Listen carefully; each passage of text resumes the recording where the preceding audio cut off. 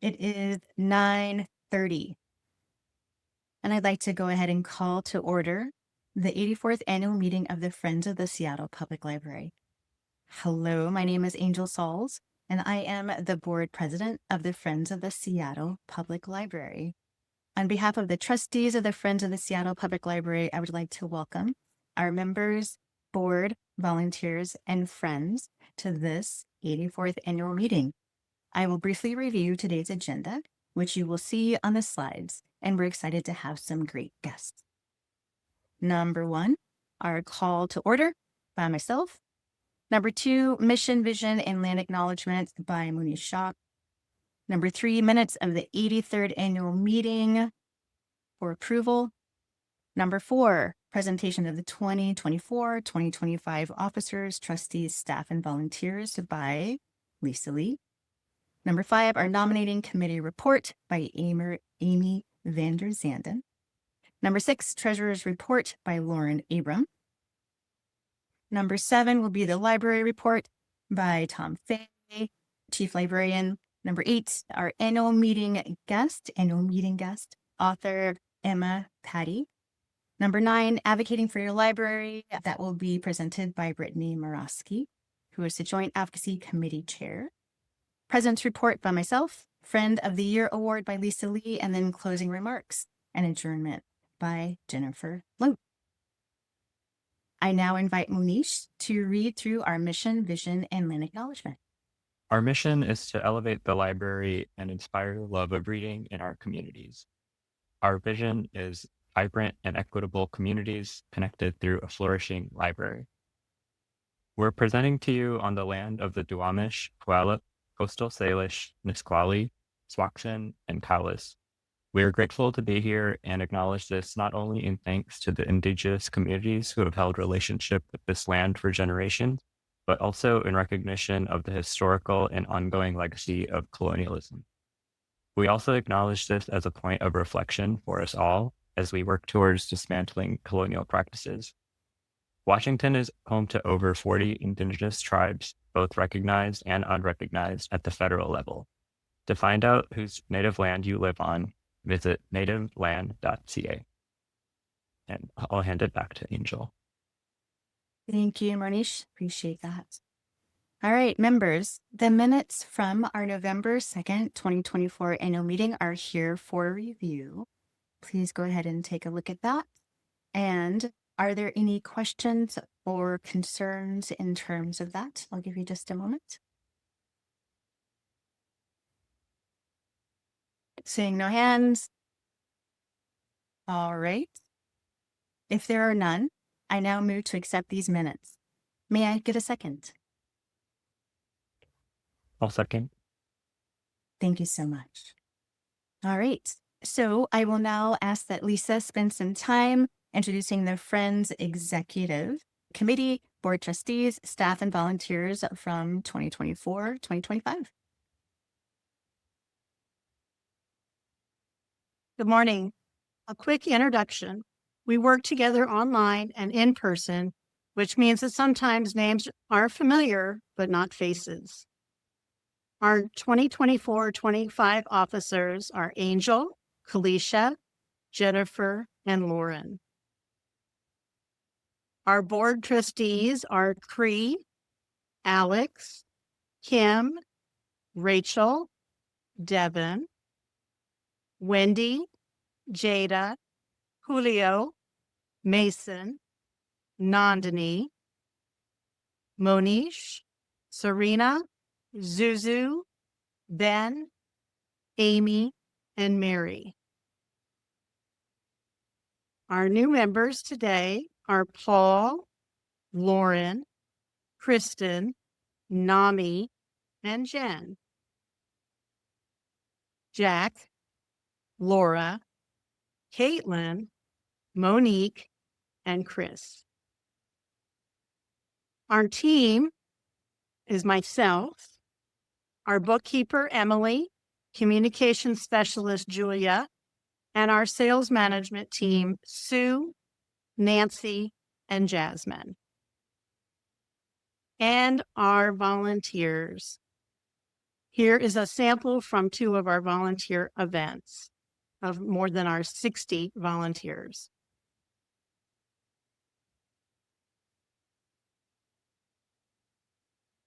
Amy, excuse me.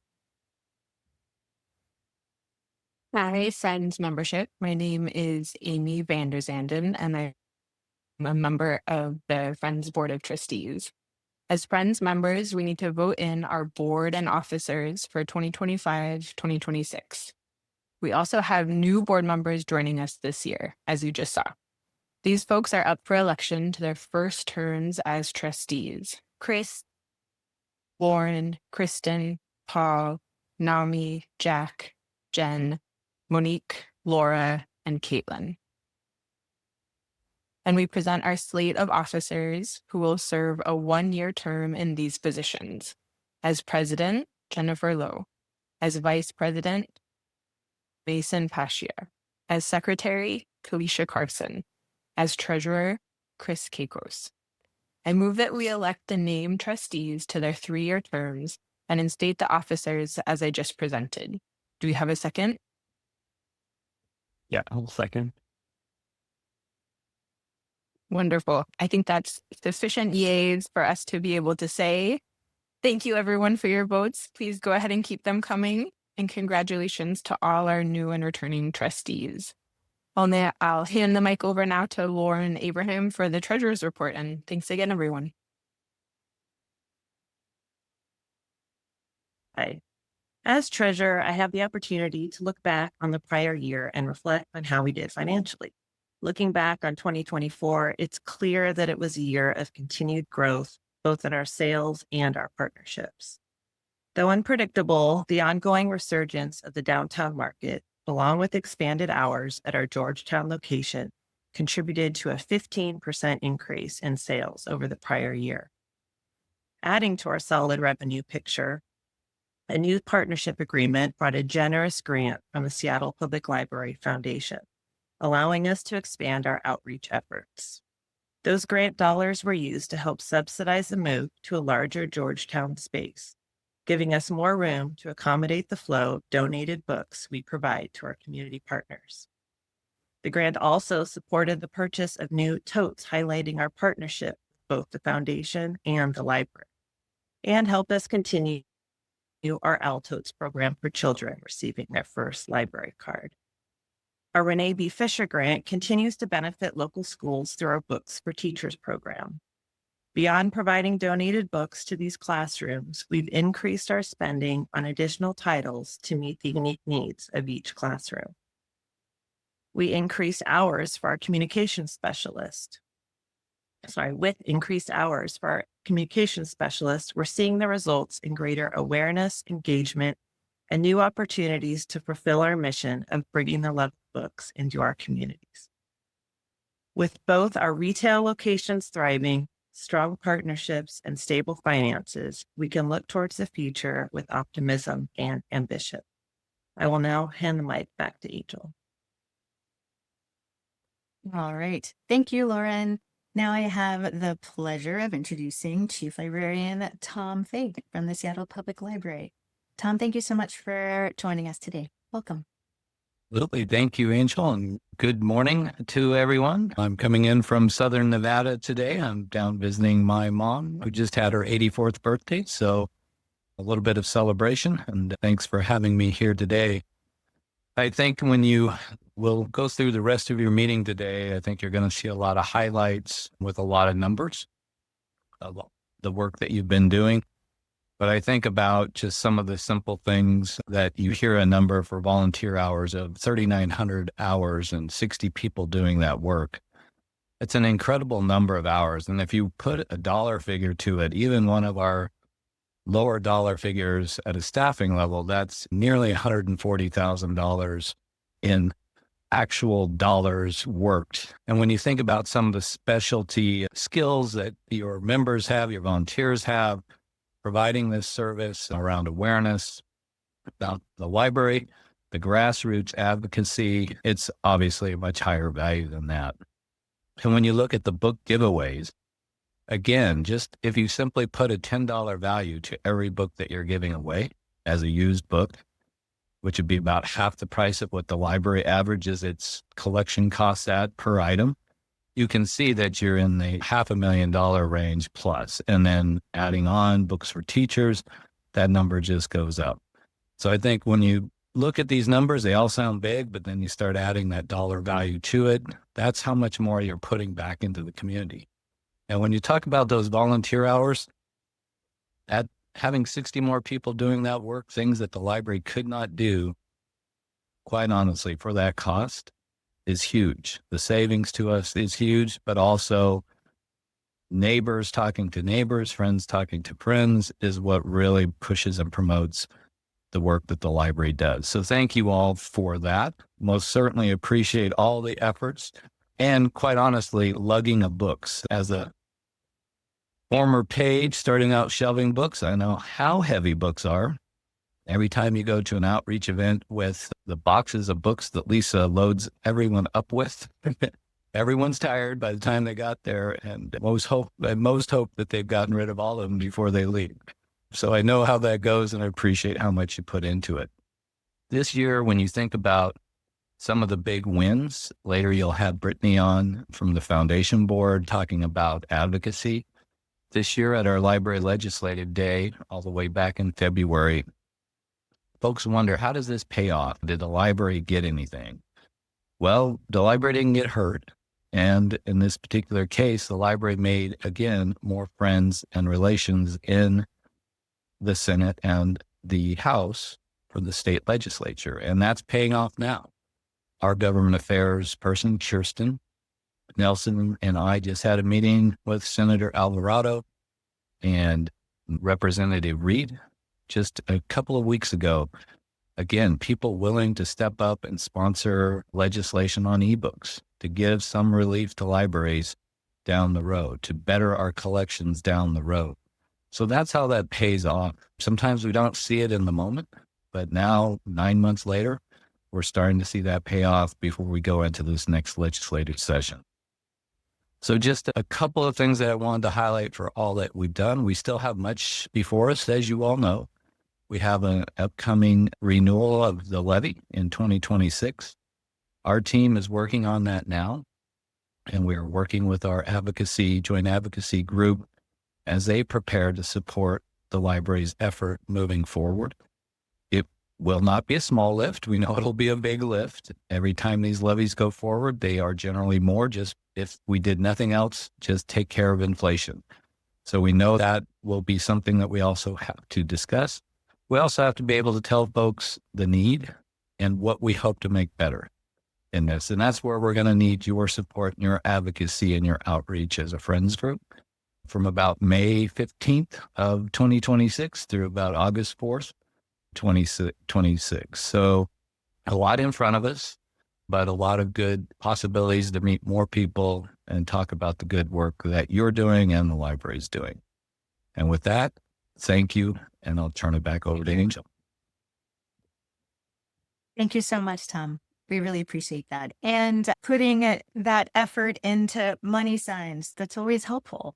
Always helpful. And not to mention that Lisa lugs a lot of books. Amazing that she has not turned into like a bulky or svelte Hulk, but also a volunteer. So on behalf of the trustees and members, I'd like to extend our appreciation to you, Tom, and the Seattle Public Library staff for continuing to ensure the public has access to free library materials and programming. The library's ability to serve the public is vital to our city, and we thank you and support you. So thank you so much. All right. Next, I'd like to hand the mic to board member Kalisha Carson, who will be introducing our guest speaker, Emma Pattee. Thank you, Angel. I'd like to introduce you to our special guest, author Emma Pattee. Emma is a climate journalist and a fiction writer living in Portland, Oregon. She has written about climate change for The Atlantic, The New York Times, The Washington Post, The Guardian, and more. In 2021, she coined the term climate shadow to describe an individual's potential impact on climate change. Her fiction has appeared in Bellevue Literary Review, Idaho Review, New Orleans Review, Carve Magazine, Citron Review, and Alaska Quarterly Review. Her debut novel, Tilt, is a national bestseller, a New York Times Editor's Choice, and named by NPR, Time, Vogue, and Bustle as a Best Book of the Year. We're excited to welcome you, Emma, and look forward to learning more about your own story, your relationship with the library, and your work. I'd like to let our audience know that they may submit questions for Emma via the Zoom Q&A box on their screen. All right. Thank you for joining us, Emma. For our attendees, please feel free to drop any questions in that Q&A, and I'll get started with some questions for Emma. Yeah, thanks so much for having me. I'm really excited. Oh, thank you. Let's start with what brought you to this work. You've written beautifully about the intersection of personal stories and the climate crisis. Obviously, your novel is about an earthquake, and earthquakes are not climate change. But what first inspired you to start telling these personal stories about climate change? Yeah, I think that when I think about like my work with climate, what I think about is actually very similar to the earthquake, to thinking about the big one. In like, we talk about these things in really grand scale, and we talk about them like from a scientific level, from like a policy level, but we don't really talk about them in the kind of day-to-day of how it's going to impact our lives or how it's already impacting our lives. And like, so for example, a couple of years ago, I did a piece for The Atlantic that was looking at how heat is really changing summer, how it's changing summer camps, how it's changing like policies around summer camps. And I'm really interested in the very, very granular of how just everyday people have their lives impacted. And so that's always been how I approach climate change. And then I think it was really natural that when I wanted to write about the earthquake, I felt like, oh, I'm so curious. I came to this work very selfishly in that I was very scared of the earthquake and was very curious how I would be impacted by the earthquake. And so it made sense that I immediately wanted to tell a story of just a regular person in regular circumstances and how their life would get shaken by the earthquake. Oh, thank you. Bringing it into a more personal level. Your writing often weaves together research, science, and deeply emotional storytelling. When you sit down to write, how do you balance those elements? Like, do you begin with the data or with the story that you want to tell? I have wanted to be a fiction writer since I was a little kid. It's what I went to school for. So for me, fiction writing is, and I think probably a lot of you share this like deep appreciation of writing in the way that like it is really such a craft. And growing up, my dad is a woodworker. And growing up, I developed such an appreciation for that type of like really perfecting something and almost like to build. I remember he was determined to build this like tiny little box and he would just build it over and over, but it wasn't quite right. And he'd start again and he'd start again. And I remember just being like, I think even the first box looked fine, was a workable box, and he would just keep on trying to make this box better. And I think that is definitely where my primary love is when it comes to writing, is such a love for the craft, such a love for kind of the challenge. I love the idea of like a writer as a runner where you're always in competition against your own best time. That for me it's just such a like, I have such appreciation for writing. And when I read writing that I love, I feel that kind of full body feeling where you're like, oh, I love that. Like it's truly like eating really good food. So I think there always is my original love is going to be in the language and is going to be in the craft. But I do think that just from my work as a journalist and just kind of the way I look at the world, I often just start from a what if question. And that is what intrigues me the most, is like, what would happen if this thing happened? And that is how I come to a lot of my climate articles as well, is just this kind of curiosity and desire to scratch at a scenario and see what might emerge. Oh, thank you. It's really inspiring. Since we're at a library event, I have to ask, do you have any personal memories of that influenced your reading or your writing life? Yeah, definitely. I was a really bookish little kid. I would probably sometimes, I was homeschooled. And so I would sometimes read like a book a day. That was like a pretty normal cadence for me for many years. And as I got older, I was nerdy. I didn't have a lot of friends. And so I started volunteering at the library, partly because I had ADHD, I still have ADHD. And so I would have terrible late fees. And they had this program that you could pay off your late fees with like labor. And so I would constantly be in debt to pay off my late fees. And I lived in Ashland, which is in Southern Oregon, and we have a really cool library there. And I would volunteer 2 days a week at the library, and I became very good friends with the children's librarian there or the young adult librarian there. And it was a pretty small library, so I think that might have been a shared duty. And we would just start talking about books, and we started talking about life, and we talked about writing. and we were friends for many years. This kind of went on for many years. And then he moved away. He got a job on the East Coast and he moved away, and I never heard from him again. And then actually when my book came out, I got this email from him that my book had come across his desk. And he was like, I still remember as a kid, like how badly you wanted this. Like, I remember you talking about this was your dream. And I could not believe this was you. But like, I looked at the picture and I think it is you. Is this you? And he ended up coming to my book launch with his wife. And at that point, I hadn't seen him in about 20 years. And yeah, and he came to my book launch, and I got to call him out and just celebrate, like, oh, this book it really did take a village from kind of the very, very beginning. I've had so much support. And so, yeah, like the library was a really magic place. And I think probably a lot of us have had that experience when you're just a lonely kid. The library, like, it's such a sanctuary. And it really was that for me. I love that. Thanks so much for sharing. What author or authors have most inspired you in your own journey? That's a great question. People always ask me like what my sort of biggest inspiration for Tilt was. And it's funny because the two books are books that I don't think people expect. And one is On Earth We're Briefly Gorgeous by Ocean Vuong.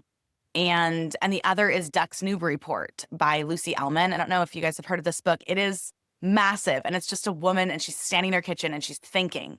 And she thinks for like 400 pages in her kitchen. And so I think like that for me, I was really interested in this idea of like looking back over one's life. And so I really took that from Ocean Vuong, and this kind of the way your life, it becomes a lot of fragments that you try to draw meaning from. That's very much how I structured Tilt. And then Duck's Newburyport was very much about stream of consciousness, which is like such a fascinating craft challenge. But personally, Joanne Beard had a huge impact on me as a young writer. And Samantha Hunt, I'm really interested in Helen Phillips, like in people that are doing really interesting, like magical realism work and really like blending that work. And also Danzy Senna was a huge influence on me, a little bit about like writing about class, which I really tried to weave through this book to make sure that like sort of everything's about money. Money is meaningless, and money is like, it infuses everything. And so to show that. And that's something I feel like I really learned from Danzy Senna. And yeah, and then I have like this, as a child, was very, very interested in poetry and in poetry about the natural world. And that's a big part of my book as well. Awesome. A lot of good recommendations. Thank you. Before we wrap up, what are you working on now that you're excited about? Or what big questions, what ifs are you exploring for your next reading? Yeah. Oh gosh, this is a depressing question to end on, but I'm going to give it a try. I'm really interested in writing about, again, back at the what if, about like what climate collapse might look like and how that might blend with sort of fascist states and how that might blend with a collapsing world order. And I think we're all at this exact moment wondering what that's going to look like and if that's maybe what we're seeing. And yeah, and so in some ways, I think that the earthquake was me like sharpening my teeth on imagining what some larger scale scenarios of disaster might look like and how that would impact normal people. A huge piece of Tilt for me is that she is pregnant and that she is having like relational and marital concerns that don't just disappear. And so I'm really interested in this idea, like probably a lot of us have been experiencing, of like, wow, what's happening politically is really overwhelming and is really scary. And we also all have these very nuanced and granular interpersonal issues. Like we have kids who are struggling in school, and we have fights with our friends, and we have like packages to mail. And so just this idea of like how normal people start to feel the pressure of very large social and cultural and geological shifts. Oh, yeah. Thank you. I'll be on the lookout for that. I actually have a question for you, Emma. Thanks so much for being here. I loved what you said about your full story, full circle moment with your childhood librarian. I think that was such a lovely and touching story. I know that with readers being in the room, there's probably at least a couple writers too. I was wondering, what's your number one advice for early writers who want to get published one day, and like how to keep going when I know like there's so many things that might be working against you, or maybe days that you want to give up, etc. Yeah, definitely. I think for me, what really shifted things is that I started to, instead of worrying so much about like the craft, I started to really put time and reckon with like my own self-doubt. I think a lot of times writers don't really think of our own kind of executive functioning and creative abilities the same way like an athlete would think of their own kind of stamina and their own confidence, their own determination, their training. And so for me, it really was like thinking more about, oh, this is going to be a long stretch. This is going to be years. And I would say to anyone writing a book, it's going to be years. And so the relationship you have with your own doubt and your own conviction is probably going to be the single greatest factor in what happens with your writing career, and less so like the plot you've picked, your talent, or even like the amount of time you have. I have 2 little kids, and I wrote this book with 2 little kids, and which was really tough, yeah, but really came down to my own conviction more than anything. Well, yeah, having toddlers at the same time as well while you're writing a book is quite the feat. Thanks, Ella. We've got Frida in the Q&A who just says, thank you for your focus on climate change. They believe it's what drives wars in politics, way important.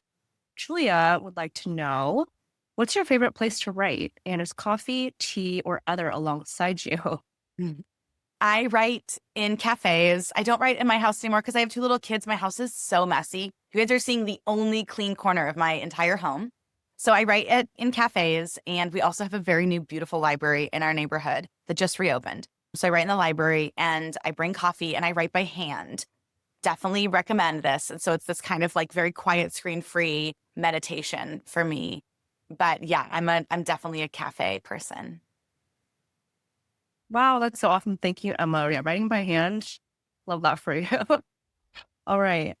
Any last questions for Emma? Ooh, okay. Patricia asks. All right. I can put them in the chat. I'll do that for sure. Yeah, and we'll be linking Emma's books in our next newsletter. You can purchase her books at Third Place Books, I believe the bookstore that you requested to purchase from. Awesome. I think that's it for today, Emma. Thanks so much for your time and being here. Thank you, Emma. Pleasure to have you with us.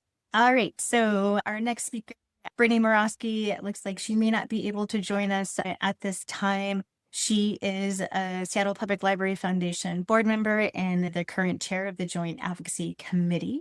Just a few points on Brittany. She is an amazing person. We love speaking with her and hearing her leadership and her ideas in terms of the library levying, what we can do to bring it forward in the Joint Advocacy Committee. I have a couple of points that she shared with us just in case she wasn't able to be with us today. Excuse me. The goal, of course, of the Joint Advocacy is to engage advocates and partners at this time to ensure a successful levy campaign. They are, of course, true advocates of the Public Library Action Network. At the beginning of our meeting, we definitely saw a code in terms of that. And so we do encourage all of you to sign up for that amazing way to advocate for the library. Right now, there are 1,300 members that are in the Plan Action Network, Public Library Action Network, rather. And please become one of us, join us as fighters for the library. Also, part of the interest and the focus of the Joint Advocacy is to build relationship with policy members and, of course, that library renewal as well. And Tom had some points that he shared previously about the levy. And what I would say in terms of the levy is just to pay attention to information as it is coming out. And we are hoping that all of you will help us in terms of ensuring funding for that. So if you walk away with 2 things from this meeting: 1, sign up for Plan. 2, if you're not a member of the Friends, become a member. All right. Okay, well, welcome everyone. My name is Brittany Morosky. I am a board member of Seattle Public Library Foundation, and then I serve as advocacy chair for our Joint Advocacy Committee. And the Joint Advocacy Committee involves members of the Friends, so Angel and Lisa and others as well. It includes emeritus members of the board, the Seattle Public Library Foundation, community members. We're also lucky to have members of the library staff who joined us in their personal capacity, as obviously there's a separation between the cities and it. So we represent many people of the library and to advocate on behalf.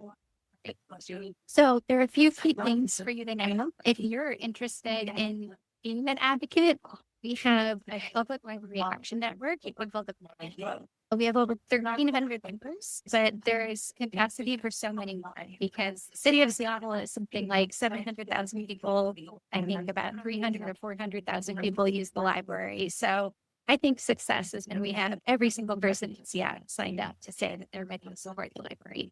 So you can do that. There's a link here, a bit.ly link. So if you haven't already joined, please do.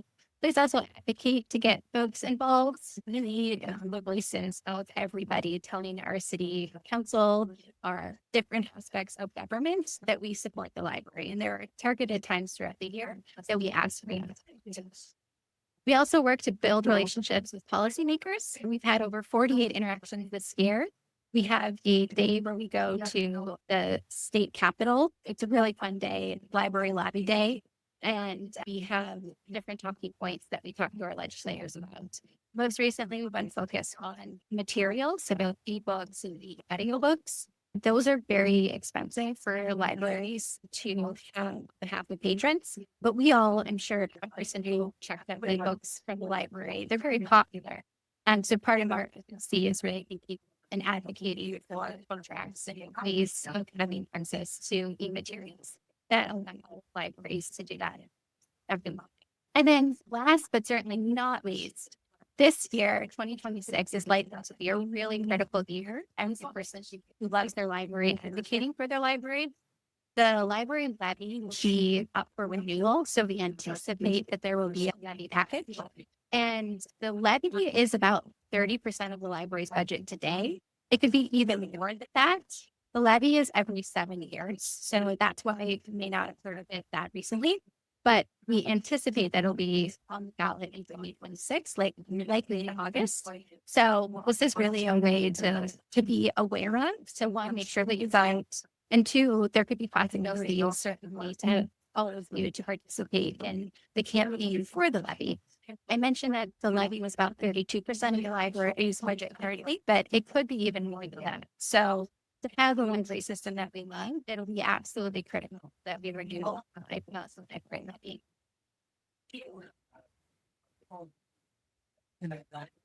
Thank you so much, Brittany. Such valuable information. And the Friends Board, of course, is looking into and educating ourselves with all things levy. Being a part of the Joint Advocacy Committee is very helpful for that. So thank you for those touch points, the data, and we look forward to working more with you in terms of this. And I love that you just appeared like an angel. It's amazing. Gosh. I know.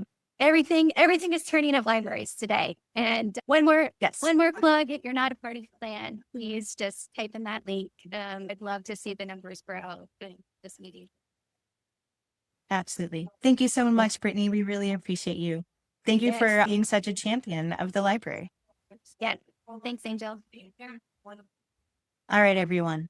Friends members, I am pleased at this time to submit my president's report to you. First, I have so much gratitude for Chief Librarian Tom Fay, his team, and SPL staff. It is our honor to support them and see the library flourish under Tom's invaluable leadership. Equally important, I am so grateful for Friends staff, our contract workers, board members, and volunteers who are truly exceptional and allow us to advocate with reverence and with joy. It's my honor to advocate with such amazing colleagues. This includes our friends on the SPL Library Board of Trustees, Tally, Yasmin, Carmen, Ron, Faith as well. And of course, our friends at the foundation, especially CEO Brian Lawrence, Board President Sarah Stanley, and Senior Director of Communications and Advocacy Will Livesley O'Neill. The generous support of the foundation and their annual grant allows us to achieve our programming objectives. Thank you so much. I'll break down the report in a few sections. First off, Books for Teachers and ALTOTS programs. We continue to invest in our cornerstone Book for Teachers and ALTOTS programs. One of our most successful ongoing community programs is our first library card, ALTOTS. Readers ages 6 and under get their first library cards, their first library cards, receive pint-sized bags to lug home their initial stash of library books.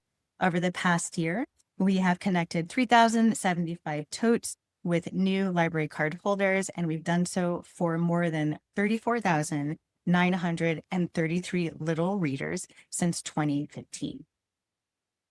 Coming up on our 17th year of participating in the Renee B. Fisher Books for Teachers grant, we conduct events throughout the year to connect Title I school teachers with free books for their classrooms. This year, the program was expanded to include multilingual learner or special education classrooms. So far in 2025, we have provided books to 130 teachers at 51 schools who have been able to take home, or to their classrooms rather, 8,646 books. This is on top of the 47,265 books that we've actually put back into the community since 2009. Since 2009, we've connected over 2,000 teachers with more than 152,863 books. There's a lot of numbers here, folks, a lot of numbers. Community book donations. Our book donation program continues to be a tender example of our collective community and joint love of reading. Please note that our Georgetown location received an unverifiable and overwhelming number of donated books last year. We received 26,938 books at our friend shop, and with these combined locations and at events, we sold 29,307 books. In turn, we recirculated 33,066 books back to community members through many organizations. So far this year, the Friends have accepted over 19,656 donated books. In turn, with a nod to our large supply of books due to untracked donations at our Georgetown location, we have recirculated, like mentioned before, a grand total of 47,265 books back into the community through organizations like Ballard Food Bank, Books for Prisoners, Little Free Libraries in general and focused on classic and grief literature, senior centers, Westside Baby, the Book Project, the Seattle King County Health Clinic, and the Seattle VA Medical Center. New this year are 2 Little Free Libraries at SeaTac, soon to be 4, Georgetown Steam Plant, Town Hall, other friends groups in King County, and a love note, special love note, to our senior centers because we've noticed an increased interest in romance. This total is in addition to the Books for Teachers amount. We've sold an additional 29,189 books through their friend shop and our Georgetown location. If you're doing the math, we sell more books than we receive because, as noted, Georgetown is just inundated with books. Lisa, our business director, can attest to that. So if you have books to donate, please get in touch with us. Advocacy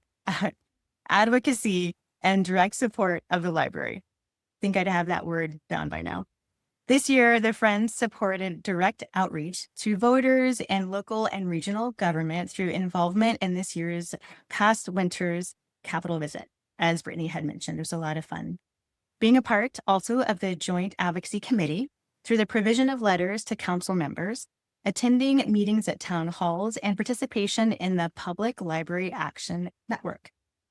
It's our pleasure to make a small grant in support of the library's popular summer book bingo program, which we love, and provide also funding to support the library in purchasing and dispersing service items, including USB drives as needed. Additionally, we love providing gifts of the Munchie variety to various SPL departments. This year's recipient being security, HR, janitorial services, mobile services, IT, and the Georgetown MOC. We value and cultivate clear communication with the library regarding needs and requests through monthly meetings with Tom Fay, quarterly 3 presidents meetings, joint advocacy committee work, and regular communication meetings as well. Community outreach. This year, the Friends participated in a number of community events, some in collaboration with our friends from the foundation. To name a few, we were proud to donate books at Town Hall as a part of their lecture series, for Armoire Clothing Rental Company for their teacher appreciation gathering, at the Finney Wood Garage Sale with Rainbow City Performing Arts Group at their Benaroya Hall and Central Library performances, at the North African American Museum for their Juneteenth celebration, at the lively Capitol Hill Pride Festival, at Columbia City and Lake City Farmers Markets, and Rainier Valley Food Bank at their community center. It was wonderful to give away dozens of boxes of books and to see our friends and community members stop by. We made further connections with SPL and book lovers at the Friends of the Waterfront Park opening, and of course, our usual library pop-ups, handing out mini Try-branded totes along the way. Board and governance updates. This year, we delved deeply into strategic planning work to put us in alignment with the library's plan. Our goal being to identify our organization's strategic capabilities while embracing our mission-driven work. We received useful feedback from partners and are happy to share our 6 focus areas with you today. From now through 2028, we want to focus on strengthening advocacy and partnerships, expand community engagement through significant offerings and events, deepen literacy and school support, strengthen member and communications infrastructure, cultivate a strong, inclusive board and volunteer culture, and finally, grow our brand visibility and clarify our identity. Our strategic plan document will be shared on our website soon, and our board will vote on it by the end of this year. We are also updating our board and staff manuals and have created a Friends historical video, which you may or may not get a sneak peek of at the end of this meeting. We'll see. Otherwise, we'll link the video to our social media and website very soon. Foundation collaboration. As mentioned, we are so grateful for our friends at the Foundation, especially CEO Brian Lawrence, Board President Sarah Stanley, Senior Director of Communications and Advocacy Will Livesley O'Neill. We continue to have a positive and cohesive relationship with the Foundation, advocating together for the Seattle Public Library. We are so grateful to the Foundation for their brilliant fundraising efforts and results as we stand with them in this fellowship of support through grassroots advocacy and programming projects. It's very special for us to work hand in hand with Foundation members by supporting each other's events, working together on the Joint Advocacy Committee, coordinating efforts to support library staff, and increasing community connections. We also have endless gratitude for the Foundation's support as they graciously continue to provide an annual grant to their friends in support of achieving our programming objectives, and that is in lieu of us fundraising for public support. This grant directly assists us in community outreach and advocacy. We're so grateful for that. Membership. Our membership subscription plan automatically renews if selected at sign up, and we are seeing community members joining at an increased rate. We continue to encourage everyone to join or renew online, and to assist you on the last slide of today's presentation is the QR code to become a member today. Library volunteers of all ages who provide any amount of volunteer hours are still eligible for free Friends membership if they're interested. Just a reminder that your Friends membership benefits include the amazing feeling of advocacy that you can't buy in a store, discounts on all gifts at their Friends shop located in the Central Library, our Georgetown store as well, and online. The priceless knowledge that you are supporting the Friends advocacy efforts for the Seattle Public Library, literacy, our community, and of course, an invitation to the annual meeting that you are attending today. Business updates. A massive thanks to our favorite staff, Lisa, Nancy, Sue, Emily, Julia, Jasmine, who is our newest member, and of course, our many Friends Shop volunteers. Due to their efforts and our offerings, our sales continue to thrive and exceed our projections. Our product selections continue to grow both in store and online. This summer, we introduced a selection of print-on-demand apparel. Got a sample of a nice hoodie, which would be perfect in this weather right now. So you can find that online as well, and visit Friends online to get Friends apparel, Friends items, and of course, library items.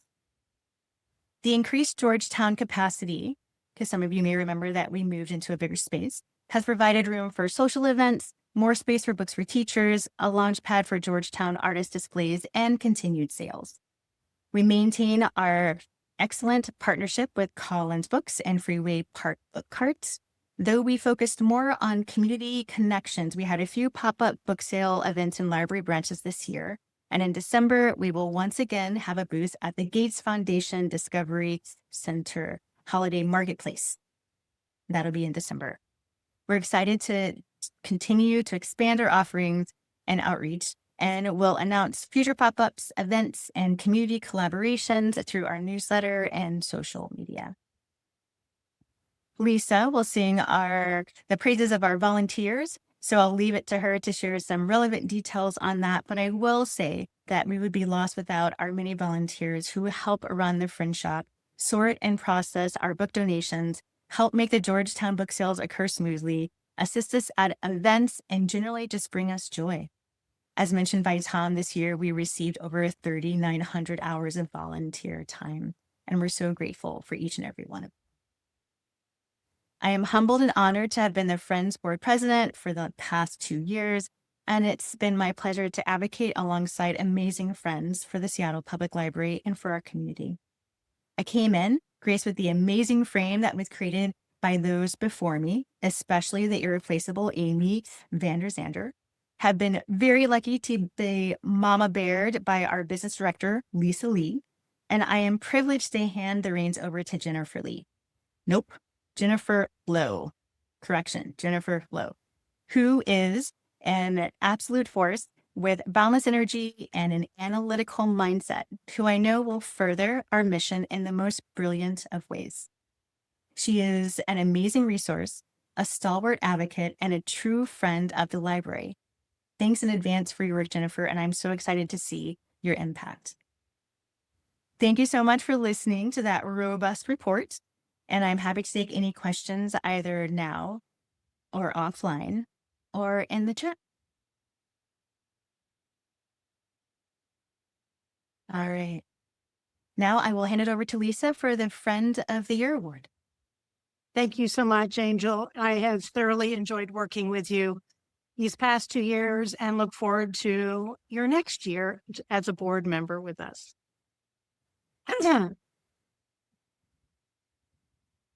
Friend of the Year, this year there are 2.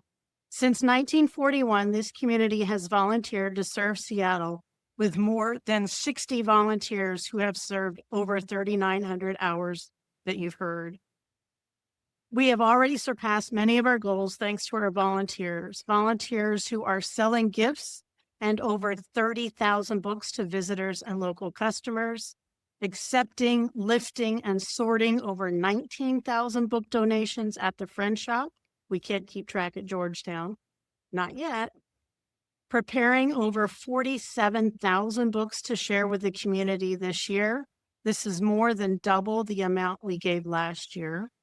Stuffing more than 5,000 owl totes for new library card holders. Organizing 8,646 books to give to classrooms and school libraries across Seattle, and advocating not only for the Friends, but for the Seattle Public Library.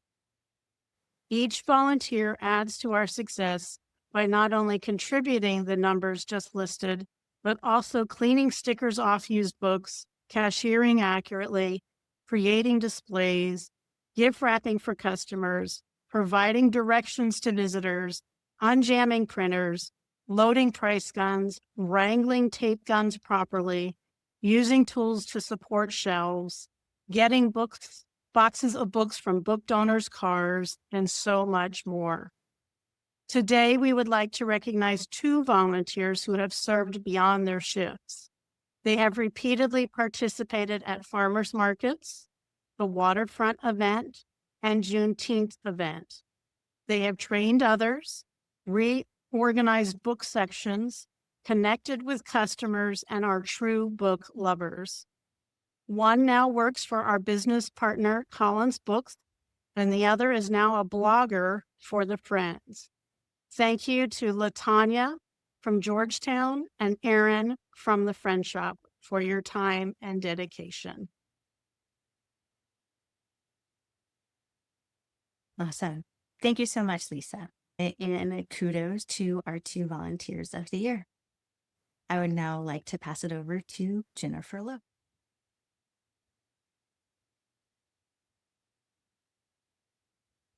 Hello, everyone. I'm Jennifer Lowe, and I will be closing out our 2025 annual meeting.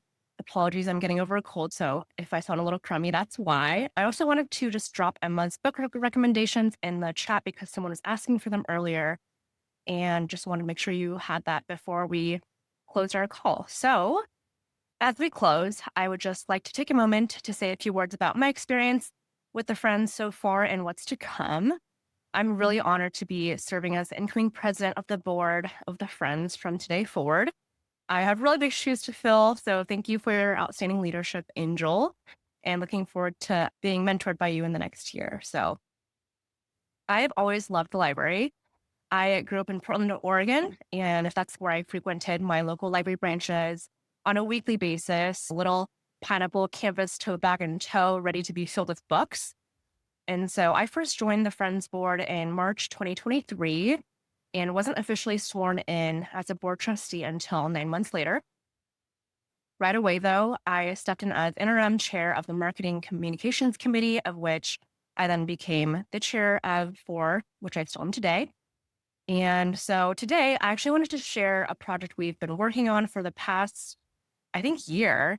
I've always had a passion for like visual art also, and I promise this is going somewhere these days, also video and photographic visual art. And so when I first laid eyes on Julio Rodriguez's videography, who was a current Friends Board trustee, I knew I wanted him to help create a video for their friends. We just so happened to be putting together a historical timeline of the Friends at the time. And so I thought, what better way to capture the ups and downs of the Friends from the last 85 years than through a video format? So as my time as the chair of marketing communications comes to an end and I transition to president, I present to you the history of the Friends video produced by myself, filmed by Julio Rodriguez, and featuring our board trustees, Angel Sauls, Kim Love, and myself.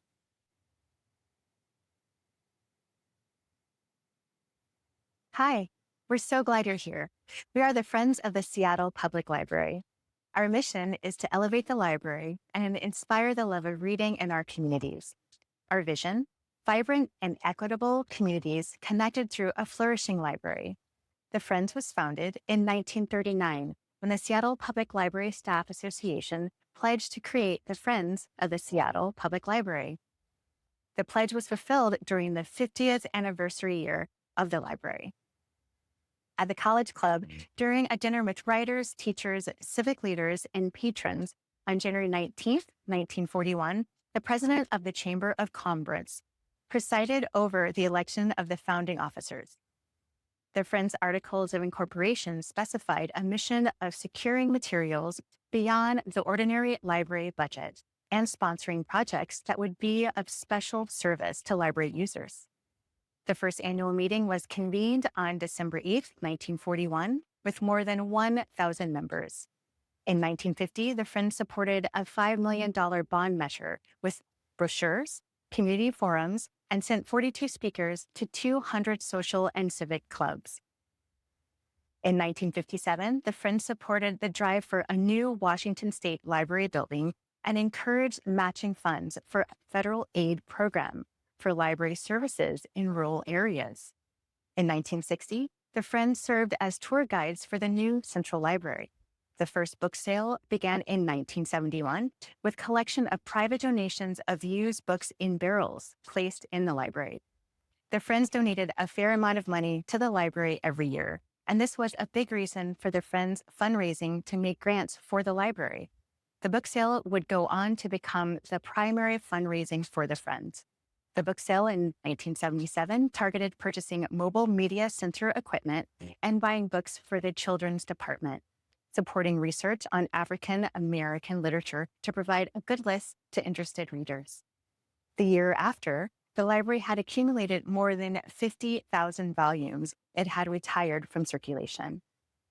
The city allowed the Friends to sell those books on consignment basis, with 60% of net proceeds going back to the library and 40% to the Friends to use for library-related projects and gifts.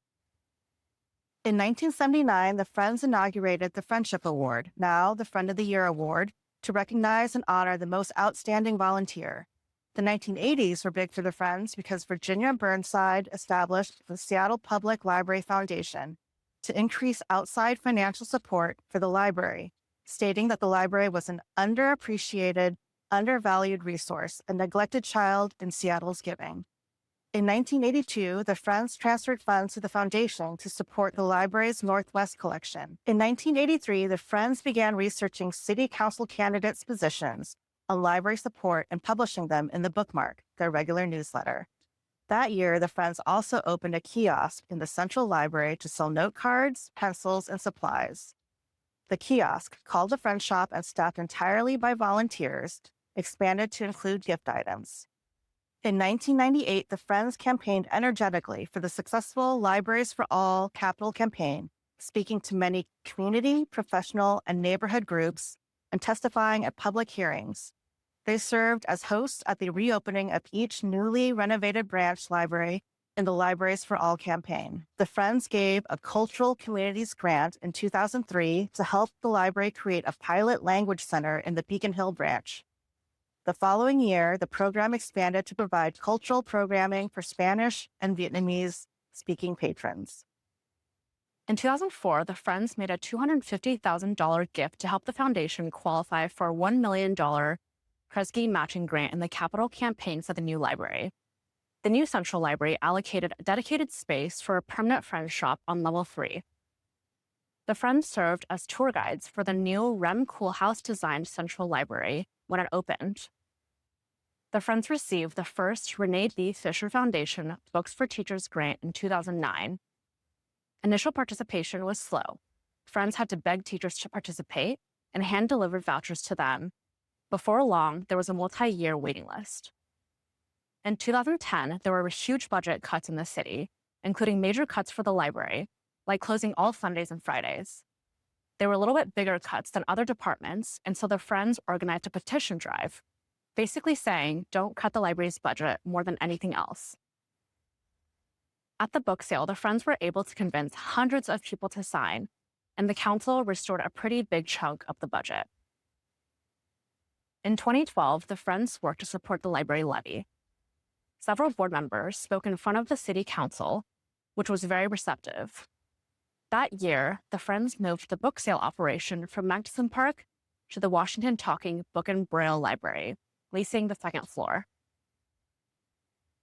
The Friends celebrated their 75th anniversary in 2016, initiating the first Library Toast program, giving a free bag to children who received their first library card. The Friends moved the book sale operation from the Washington Talking Book and Braille Library to a new rented warehouse space in 2018. The 2019 library levy passed with historic approval, 73% voting yes.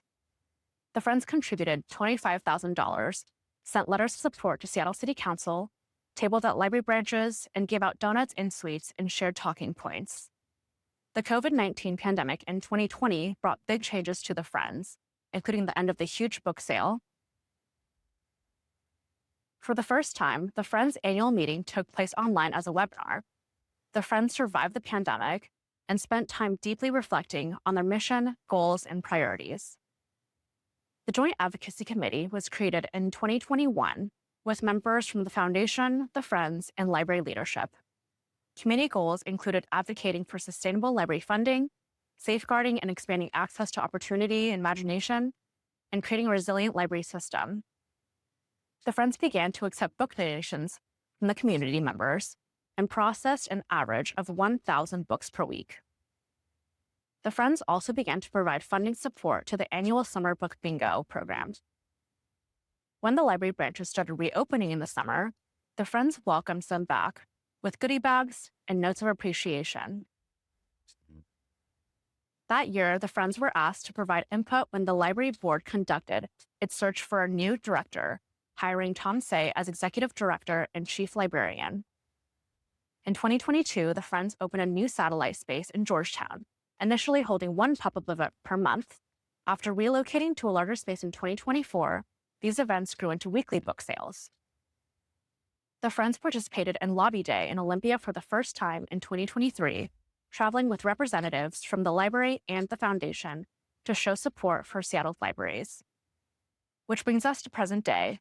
In 2024, the Friends Shop celebrated its 20th anniversary. Penny Lewis and former board member Joan Abravaya were celebrated as the longest-serving volunteers, 20 years, since the beginning of the modern Central Library Friends Shop. The Books for Teachers program turned 15, with more than 135,000 books provided to over 1,200 teachers to date.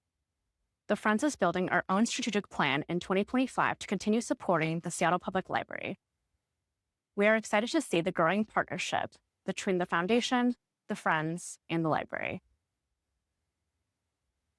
And so with that, I'm incredibly excited to be carrying on the legacy of the Friends with new and old faces on the board. And as always, thank you to our Friends staff and volunteers for your tireless efforts to advocate for the library and share the love of reading in our communities.